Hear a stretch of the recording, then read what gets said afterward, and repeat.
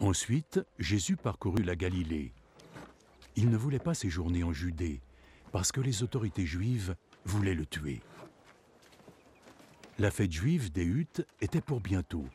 Alors les frères de Jésus lui dirent « Pars d'ici et va en Judée, afin que tes disciples voient aussi les œuvres que tu as faites. » On ne doit pas agir en se cachant des autres lorsqu'on désire être connu. Puisque tu fais de telles choses, fais en sorte que le monde entier le sache. Ses frères eux-mêmes ne croyaient pas en lui. Le moment n'est pas encore venu pour moi.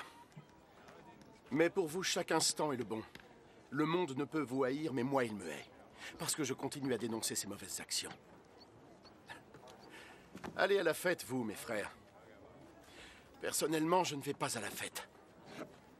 Parce que mon heure n'est pas encore venue. Après leur avoir dit cela, il resta en Galilée. Lorsque ses frères furent rendus à la fête, il y alla aussi, mais plutôt de façon secrète, car il ne voulait pas qu'on l'y voie. Les autorités juives le cherchaient pendant la fête et demandaient « Où est-il » Dans la foule, les rumeurs chuchotées circulaient à son sujet. « C'est un homme bon », disaient certains. « Non », disaient les autres, « il trompe les gens ». Mais personne ne parlait de lui ouvertement, par crainte des autorités juives. La fête était déjà à moitié passée quand Jésus se rendit au temple et commença à enseigner. Les autorités juives ne cachèrent pas leur étonnement. Comment cet homme peut en savoir autant sans jamais avoir étudié?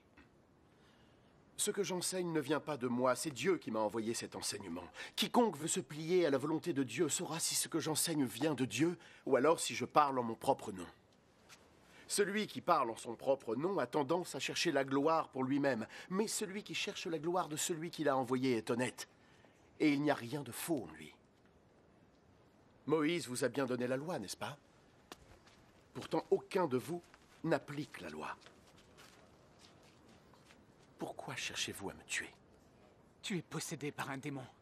Qui est-ce qui cherche à te tuer? J'ai accompli un miracle. Et vous en étiez tous étonnés. Moïse vous a ordonné de circoncire vos fils, bien que cette pratique ne vienne pas de Moïse, mais de vos ancêtres. Donc vous circoncisez un garçon le jour du sabbat.